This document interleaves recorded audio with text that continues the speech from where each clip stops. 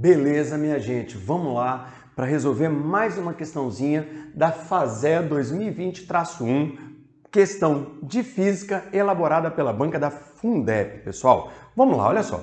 Essa questão ela é uma questão de dinâmica, só que ela é uma questão de dinâmica de movimento circular, tá? Então, um assunto que é um assunto bem específico que muitos alunos sequer estudam esse assunto, tá? Então, vamos prestar atenção, não é uma questão difícil, né? Vocês vão ver que a resolução sai até numa boa, mas é uma questão que é de um assunto difícil, é de um assunto restrito, tá? Então, observe, ele fala assim, a construção de estradas é projetada considerando diversos aspectos, entre eles a distância percorrida, trajetória, raio das curvas, velocidade máxima de segurança para percorrer o trecho. Se uma estrada plana, um automóvel faz uma curva de 200 metros de raio com velocidade constante de 108 km por hora. Repara, pessoal, a curva de raio 200 metros e a velocidade com que o carro vai fazer a curva é constante, 108 km por hora. Só que cuidado, pessoal, a velocidade tem módulo constante, mas ela vai alterar a direção e o sentido. Se o cara está fazendo a curva, quando ele começa a velocidade está num sentido, numa direção. Quando ele vai fazendo a curva, a direção da velocidade muda, tá? Então observe, em um local cuja aceleração da gravidade é 10 metros por segundo ao quadrado, o menor coeficiente de atrito estático dessa estrada para que o automóvel não derrape. É exatamente, né? Porque se derrapasse, seria atrito cinético, tá? Quando ele fala que não derrapa, atrito estático. E aí, como é que nós vamos resolver isso? Bom, então, o raio da curva, que ele deu, 200 metros, depois a velocidade, que eu já vou arrumar essa parada logo, 108 km por hora, 108 dividido por 3,6 para passar para metro por segundo, 30 metros por segundo. Depois, G igual a 10 metros por segundo ao quadrado. E qual é o coeficiente de atrito estático? Qual é o coeficiente de atrito estático para que o carro consiga fazer a curva sem derrapar? Beleza, então vamos lá. Olha só, eu trouxe aqui para você um carrinho fazendo uma curva. Então o carrinho vai fazer a curva. Olha, o carrinho entrou na curva, fez a curva sem derrapar. Eu vou fazer o seguinte, imagina que o carrinho estava aqui. Imagina o carrinho estava aqui, eu vou fazer um corte desse carrinho. Fazer um corte aqui, ó.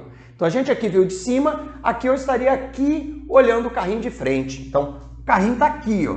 Eu estou olhando o carrinho de frente agora. Aqui é o centro da curva. Aqui seria o centro da curva. Quais são as forças que estão atuando nesse carrinho? Sempre que a gente fala de dinâmica, pessoal, o desenho das forças atuando sobre o corpo é essencial para entender o que está acontecendo aqui. Bom, a primeira coisa é o seguinte, quando eu viro o volante, gera automaticamente uma força de atrito apontando para o centro da trajetória. Essa força de atrito apontando para o centro da trajetória, ela só aparece quando eu viro o volante do carro. Então, virei o volante do carro, automaticamente eu vou ter uma força de atrito puxando esse carro para o centro da trajetória. E é exatamente essa força de atrito puxando o carro para o centro da trajetória que faz o carro executar a curva, tá? Além da força de atrito, quais seriam as outras forças? Eu teria o peso e eu teria normal. Então, repara, pessoal, qual é a única força que aponta para o centro da trajetória? A única força que aponta para o centro da trajetória é a força de atrito. Então, por isso que eu escrevi a força resultante centrípeta é a força de atrito. Não tem duas forças, só tem uma. Então, a força resultante é o próprio Fat estático. Beleza, show de bola.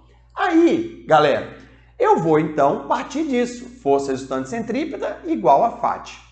Como é que é a força resultante centrípeta? A força resultante centrípeta é massa vezes aceleração.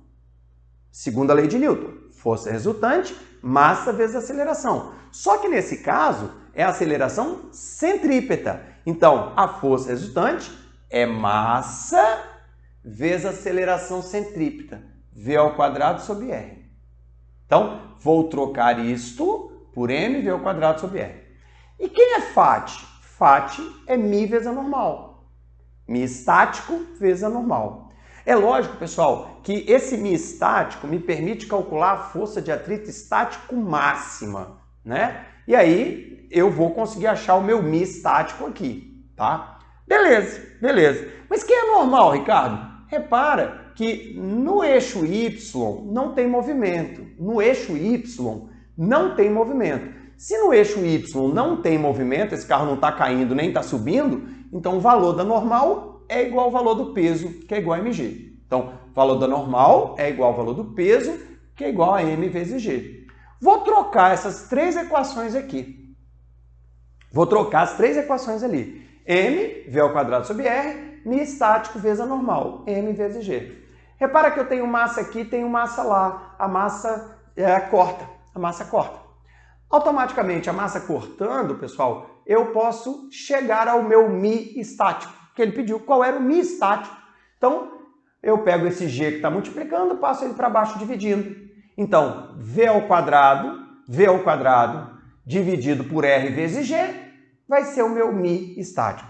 V eu tenho, professor? Tenho. Tenho e passei para a unidade certa, 30.